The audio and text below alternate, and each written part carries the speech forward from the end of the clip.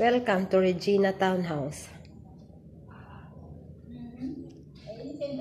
Nakita talaga kahit ano ko, ay bag ko.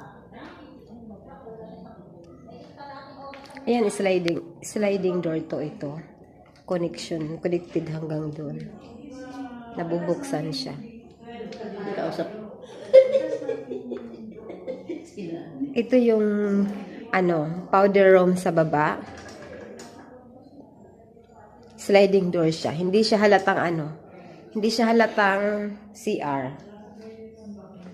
Powder room for guest.